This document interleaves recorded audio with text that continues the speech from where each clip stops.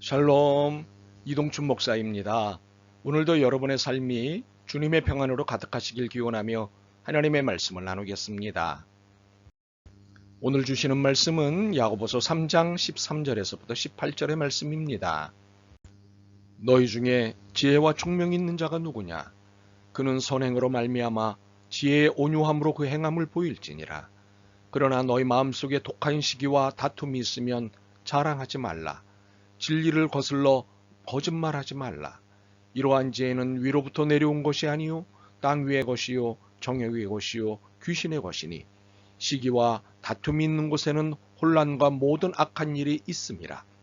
오직 위로부터 난 지혜는 첫째 성결하고 다음에 화평하고 관용하고 양순하며 궁율과 선한 열매가 가득하고 편견과 거짓이 없나니 화평하게 하는 자들은 화평으로 심어 의의 열매를 거두느니라. 아멘.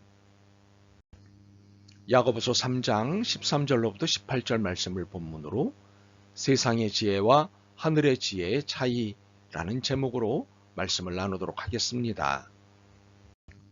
국가비밀요원들에게 쫓기던 사람이 있었습니다. 아내에게 전화를 하는 중에 아내로부터 감자밭을 갈아야겠는데 최소한 2사람이 필요해요 라는 이야기를 들었습니다. 그러자 여보, 그 밭을 절대 갈아서는 안 돼요.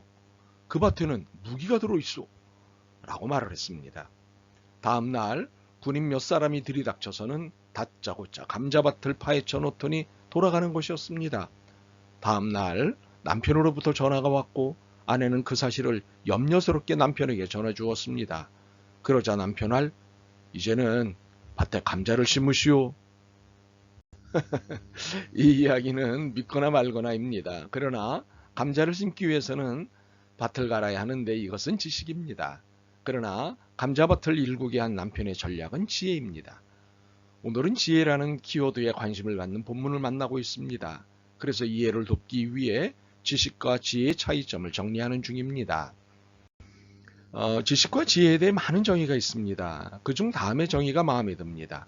지식은 자기가 그만큼 많이 배웠다는 자랑이고 지혜는 자기가 그 이상은 모른다는 겸손이다. 어떻습니까? 성경은 우리에게 누누이 강조하는 것은 지식을 넘어선 지혜의 사람이 되라는 것입니다. 오늘 본문이 그 경우입니다. 그런데 본문은 지혜를 다시 두 종류의 지혜로 분류하여 설명합니다. 하늘의 지혜와 세상의 지혜입니다. 그리고는 믿음의 사람은 하늘의 지혜를 추구하는 사람이라고 결론을 내립니다. 그래서 우리는 본문을 통해 하늘의 지혜는 무엇이고 세상의 지혜는 무엇인지를 살펴보고자 합니다. 그런데 지혜를 이야기하는 본문임에도 놓치지 않고 있는 야고보서의 강조점이 있습니다. 믿음은 행함을 수반한다입니다. 13절을 봅니다. 너희 중에 지혜와 총명이 있는 자가 누구냐? 그는 선행으로 말미암아 지혜의 온유함으로 그 행함을 보일지니라. 야고보는 이 땅에 살아가는 그리스도인의 삶의 모습에 깊은 관심을 갖고 있었습니다. 그는 당시 교회 안에서 나타나는 여러 문제의 원인이 영적으로 성숙하지 못하기 때문에 오는 결과라고 보았습니다. 그래서 야고보서는 성숙한 그리스도인들이 어떻게 살아야 하는가를 선포했던 것입니다. 그래서 1장과 2장을 통해서는 성숙한 사람이라면 시련 속에서 인내하는 사람이요 가난한 이들을 돌볼 줄 아는 사람이라고 정의를 내렸습니다.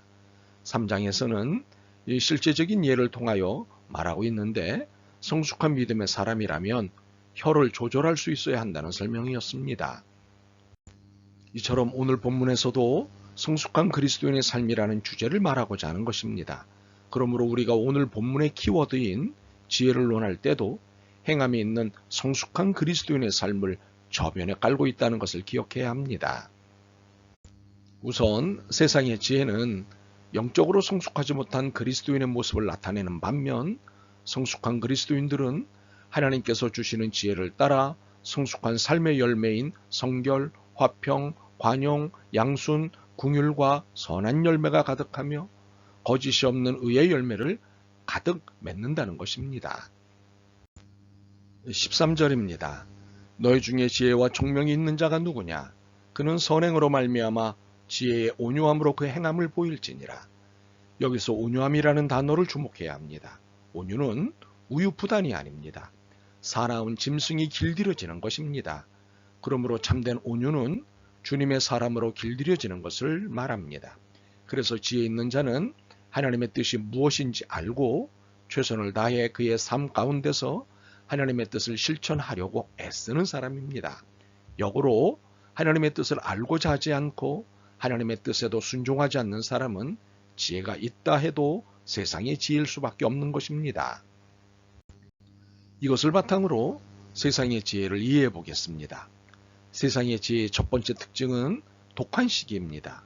그런데 이 시기라는 말은 질투라기보다는 열심으로 보는 것이 좋습니다. 그러므로 독한 시기란 하나님을 향한 열심과는 반대되는 그릇된 열심을 의미합니다.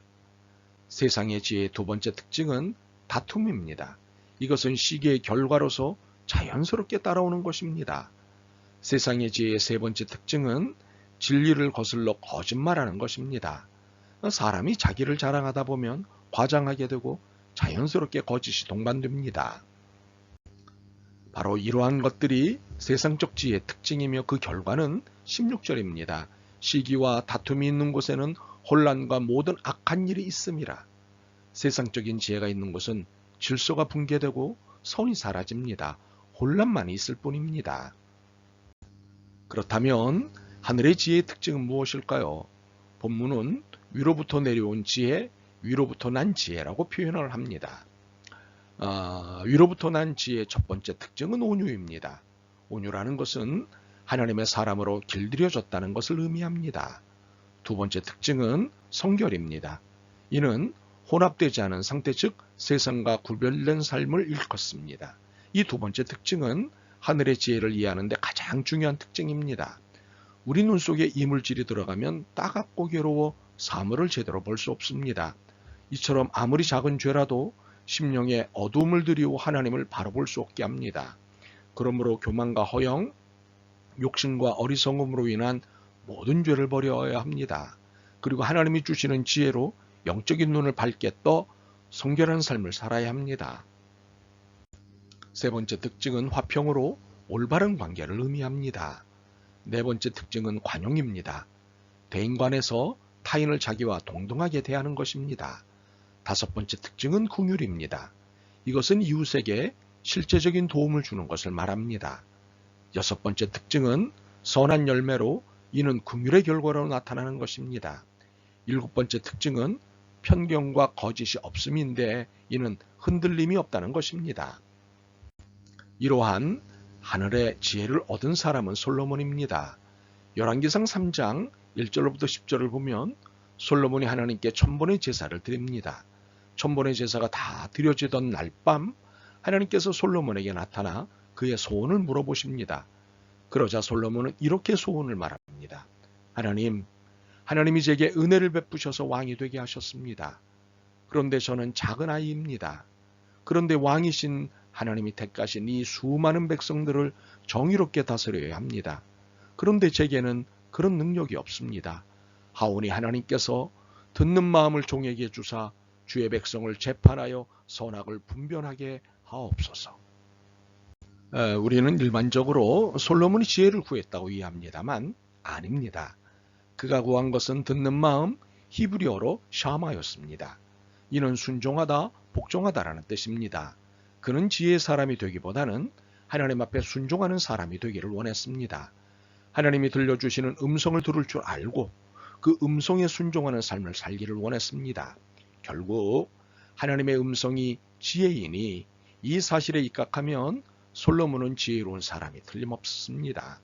그가 순종을 선택한 것은 가장 지혜로운 선택이었습니다. 그렇습니다. 참 지혜는 우리 속에 있는 것이 아니라 하나님 안에 있습니다. 우리는 그분께 순종의 마음만 있다면 하늘의 지혜 속에 살아갈 수 있는 것입니다. 처음에 설명했던 지식과 지혜에 대한 정의를 다시 읽어드리겠습니다. 지식은 자기가 그만큼 많이 배웠다는 자랑이고 지혜는 자기가 그 이상은 모른다는 겸손이다. 하나님 앞에 우리의 부족함을 인정하십시다. 그리고 하나님 앞에 순종하십시다. 거기서부터 우리에게 지혜가 부어질 것입니다. 아멘. 주님, 세상의 지혜로 하늘의 지혜를 가리웠음을 깨닫습니다. 하늘의 지혜에 전적으로 의지하지 않았음을 용서하옵소서. 주님의 지혜의 음성을 듣고 전적으로 순종하게 하옵소서. 예수 그리스도의 이름으로 기도드립니다. 아멘. 오늘도 여러분의 믿음과 삶을 응원합니다. 사랑합니다.